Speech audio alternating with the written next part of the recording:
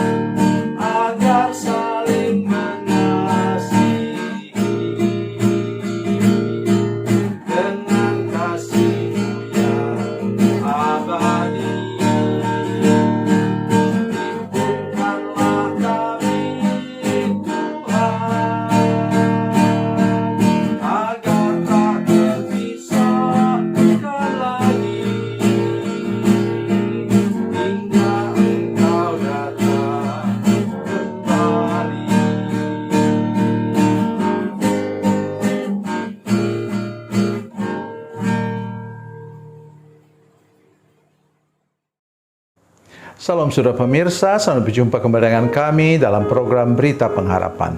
Saudara pemirsa dan seluruh jemaat yang menyaksikan program ini, kita memasuki minggu kedua dari minggu-minggu sengsara Tuhan Yesus. Mari kita hari ini merenungkan sesuatu yang amat sangat berbahaya untuk hidup kita. Jadi kalau ada terselip sedikit saja dalam hati kita, mari kita segera bertobat sehingga kita tidak mengalami malapetaka. Mari kita berdoa sebelum kita lebih jauh mendengarkan firman Tuhan ini. Bapa, dalam nama Yesus, terima kasih banyak karena Engkau punya firman yang ajaib dan luar biasa yang kami dengar sebentar. Berkati kami dengan firman Tuhan ini, beri anugerah untuk mengerti, dan kami berdoa supaya kami tidak jatuh ke dalam lubang yang sama. Terima kasih Tuhan. Dalam nama Yesus kami berdoa. Haleluya. Amin. Saudara pemirsa, mari kita membaca Alkitab kita dari Perjanjian Baru, dari Injil Matius pasal 27, Matius pasal 27 ayat yang kelima. Demikian bunyi firman Tuhan. Maka ia pun melemparkan uang perak itu ke dalam bait suci, lalu pergi dari situ dan menggantung diri. Amin.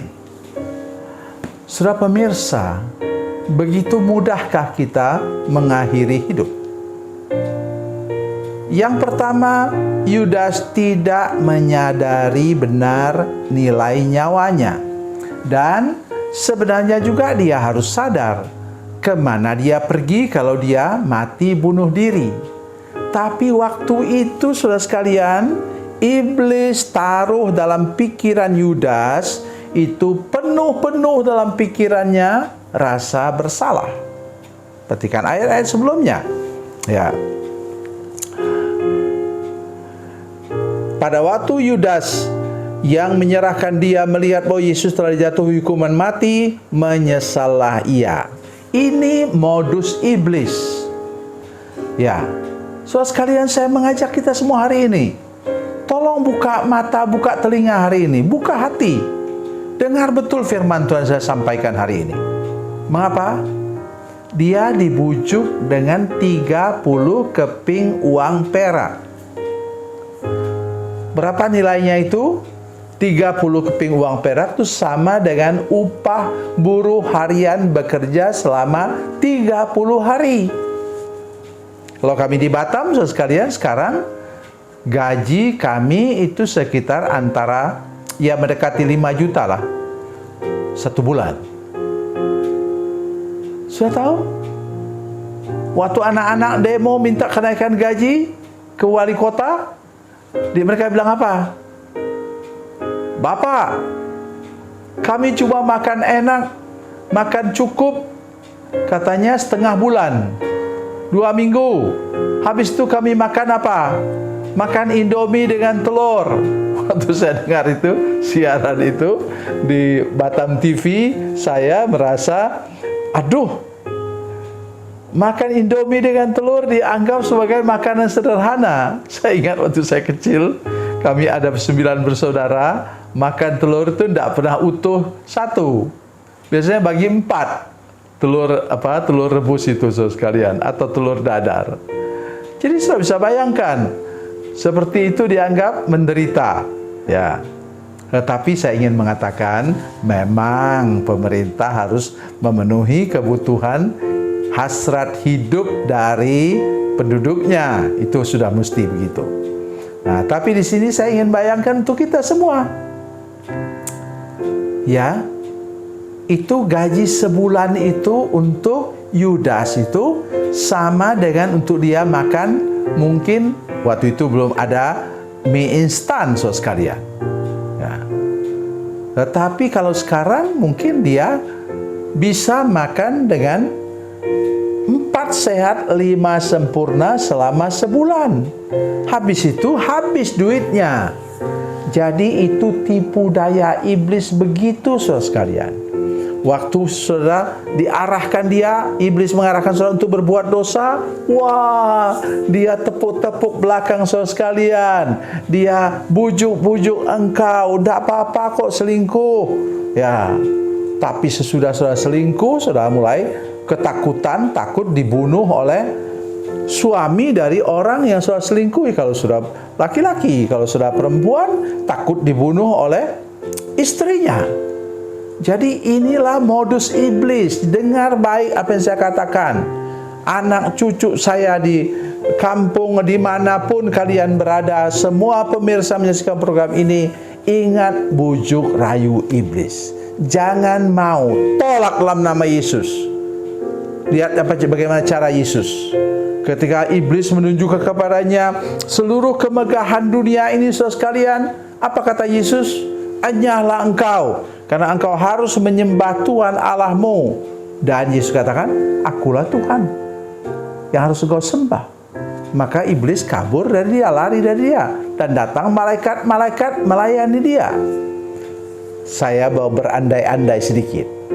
Kalau pada waktu itu ketika dibujuk-bujuk oleh imam besar, oleh para imam yang lain untuk dia menyerahkan Yesus dengan bayaran 30 keping perak, kemudian Yudas ambil itu dan lempar ke kepala imam besar. Nah, itu cara kita. Dalam nama Yesus ditolak. Dalam nama Yesus pekerjaan iblis kita tolak, yang membujuk rayu kita untuk mengkhianati Yesus. Nah, perhatikan baik di sini. Ia pergi menggantung diri. Di sisi sini Yudas menggantung diri di atas pohon. Kemudian di sisi kanan ini ada Yesus yang juga digantung di kayu salib. Perhatikan baik-baik saudara sekalian. Kalau sudah mengikut Yesus, engkau akan sama hidupmu dari negatif menjadi positif, dari minus menjadi plus. Sedangkan Yudas sekalian, dia dapat apa? dia dapat minus habis-habisan, sampai nyawanya pun minus, sampai dia mati gantung diri. Kata Rasul Petrus, dia kemudian putus talinya itu, kemudian dia jatuh dan perutnya terbelah. Sungguh malang, saudara sekalian. Sudahlah fisiknya seperti itu, dan tentu dia masuk kemana? Masuk neraka. Oleh sebab itu berhati-hatilah dengan bujuk rayu iblis. Dan ingat, Yesus dikhianati supaya saudara dikasihi orang. Mari kita belajar hari ini sekali lagi bahwa Yesus mati supaya engkau hidup, Yesus menderita supaya engkau berbahagia, Yesus terluka di atas kayu salib itu supaya engkau sehat dan sembuh, dan Yesus dikhianati supaya engkau dicintai. Tuhan Yesus memberkati, Tuhan Yesus baik. Mari kita berdoa. Bapa, dalam nama Yesus, terima kasih untuk firman Tuhan yang ajaib dan luar biasa ini. Kami berdoa supaya kami menghindari diri dari tipu daya bujuk rayu iblis, dan kami dengan tegas menolaknya dalam nama Yesus. Karena Engkau berfirman dalam Lukas pasal 10 ayat 17 bahwa setan-setan harus tunduk kepada kami dalam nama Yesus. Terima kasih Tuhan. Dalam nama Yesus kami berdoa. Haleluya. Amin.